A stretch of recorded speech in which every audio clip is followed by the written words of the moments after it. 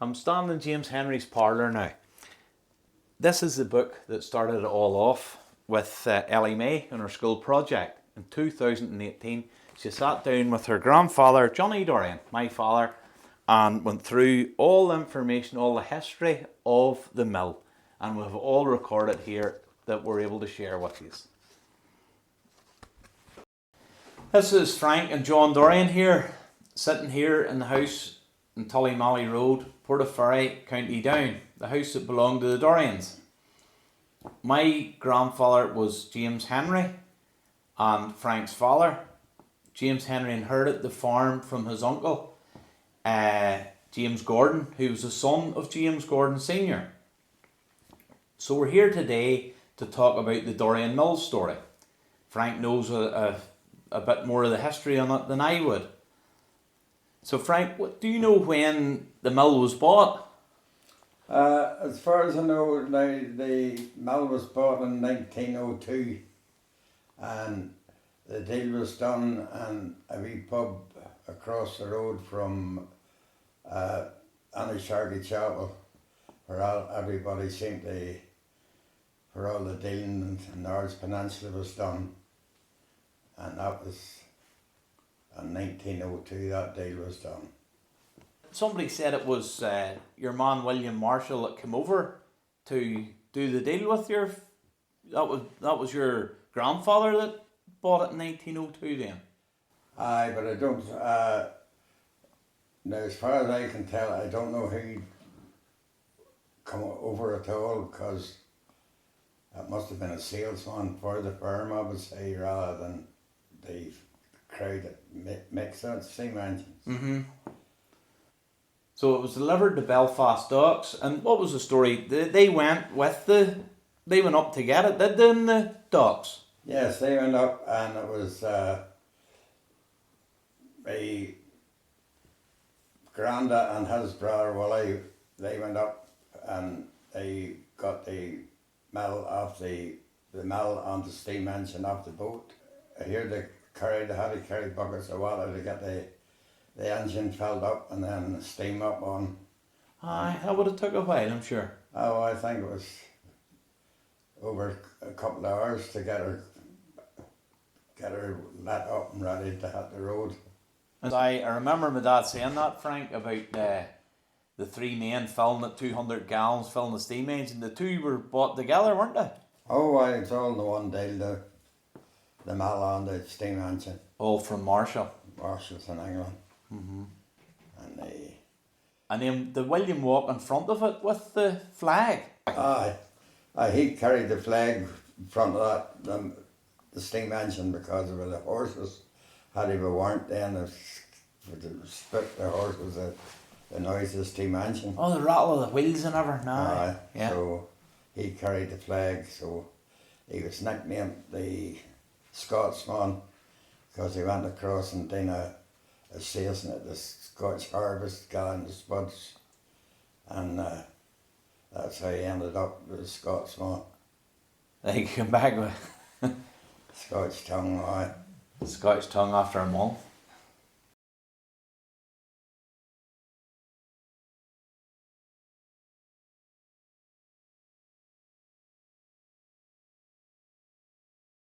So both the units were Marshall, and the steam engine I had wrote down in the wee book there that we had, it weighed 8 tons, and the engine was £500 and the mill was £100. Aye, that was some money in them days, like trying to get that gathered up. Yeah. What speed would that have came from Belfast then? The same speed as a horse, but 7 miles an hour. And I suppose then they had the worn horses and stuff then too. Oh, well, the Wally, he marched in the front with a red flag. Your Uncle Wally? Aye. And yeah. It took them, I think it was 5 or 6 hours from Belfast to Ardkeen. Aye, and the three men filling it with the water to get the steam up.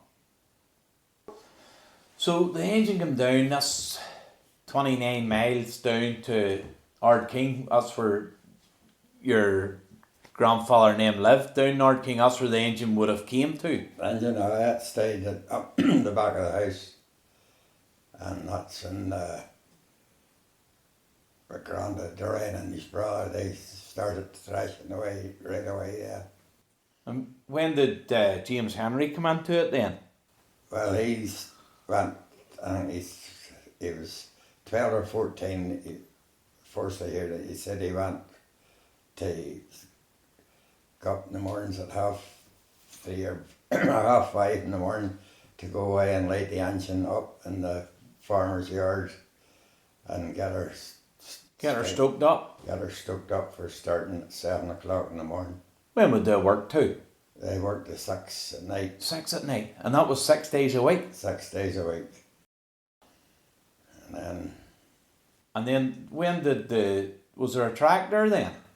I think it was 1942. He bought the Fordson tractor at a Coulter's of Belfast. Oh. And that was the engine then was parked up the back of the house, and it sat for years. And I mean, At Ard King. At Ard King. And I mean, it was took away, and Jimmy Murray was a bus driver.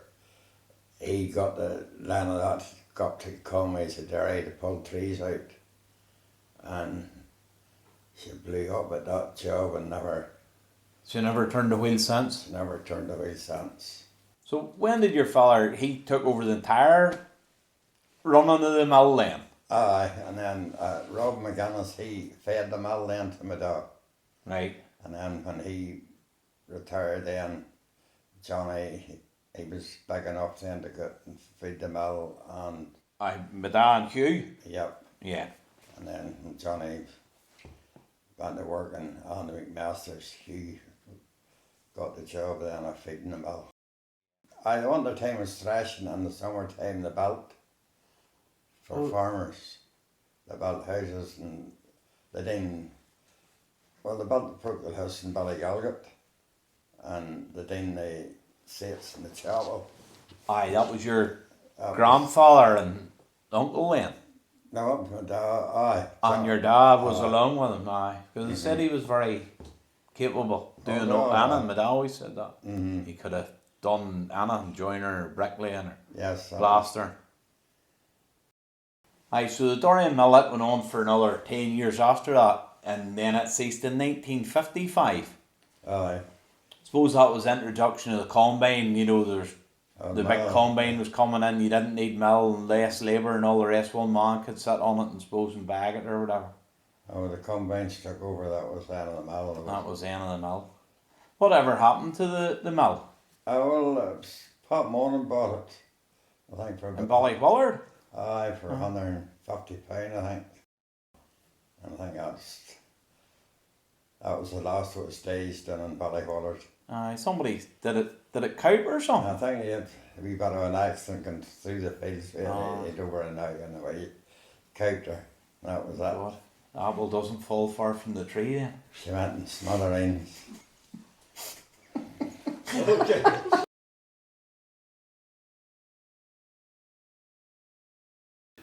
After we got all the grain threshed and whatever, the farmer, he got paid 100 weight per tonne or so much an hour, and they done grass seed and beans and whatever else. And I suppose then the farmer, he would have went to the Bishop Mills, the local mill. What do you recall of the mill, Frank? Oh, well, we used to go in there to get wheaten flour for baking wheaten bread, and you got ordinary flour, and you got porridge oats. You went round there and bought the stuff in the mill? Oh, I went, yes. Oh, I thought you bought it and they would have... Oh, No, we went around and bought it off them. We were only getting, what, £2-3 of flour, or it wasn't even... Yeah, so the farmer would have sold all their mill, their grain to the mill, and they would have... And they kept, but they opened up. Everything was going, they opened at 8 o'clock, and they didn't open before or after 8 o'clock on the button. Dinner time was dinner time was kept to the exact time because everybody knew what time to go round. And so if you were a minute before, you weren't getting in? no, If you were a minute late, you weren't getting in? Bob used to stand with a pocket watch and made it tell us the exact time he opened the door. And then we done. He was there. But farmers were everything was weighed immediately, set in the bridge, and a big ledger, and it was wrote in 100 weights, stone, pounds, and ounces. Every bag was exact.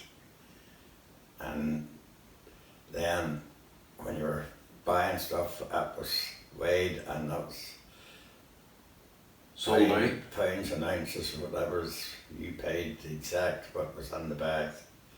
And do you remember going round there to get that? But once a week going round to get whatever flour your man needed, and waiting for the wheaten bread and the porridge oats. Now folks, at this point in our story, I'm going to drop this little story here with this man, John McGuinness from Kirkcudbright. Now John has since passed away and I miss all his storytelling, but he refers to the Dorrian's mill coming to the yard in this clip. And then at the threshing time, in that wee garden where you parked there, it was there, and James Henry Dorrian was the millman then. And James Henry Dorrian never took the mill in there. He kept her in the lane there because he had no problem getting her set there. It was good hard ground. That's where the threshing was done, in the lane. Aye. And then when it was corn, then there was very few people had barley in those days. It was corn, and then it went. My granny took it from here to the Bishop Mills, to the birches, to get it smashed or grind it, whatever you want to call it. And he would have went then, and he would have went to birches too, and birches maybe somebody would have had maybe half an acre of wheat, and birches they made that wheat into wheat meal. And that's where my granny got the wheat meal to bake the bread. And oaten bread too. And it was crushed up. And the way it was to be, the oil fire in there with the two hobs.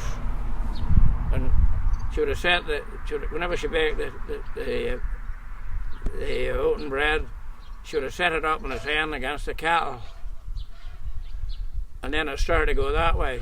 She turned it around and she put it the other way. And that hardened it out completely. Right? Just imagine. Right? You never would even see oaten bread now or nothing like that. No, not at all. Right, my name is Harold McClements, and I'm formerly from the Bush Farm, Ballyhalbert, where we farmed with my father and brother and mother, and it was a mixed farm, and we had the threshing machine come in once or twice a year. And I remember the McCarthy family, Joe McCarthy it was at that time, came along with a steam engine, threshing machine on the back, Harvey threshing machine to do the threshing. And that was an interesting time when many people were engaged in threshing with this mill. Round about 12 or 14 men gathered together, and we got on with the business in hand.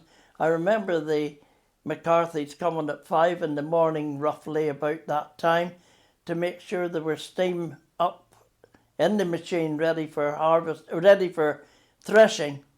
And they were a hard-working family and very well up in that kind of business.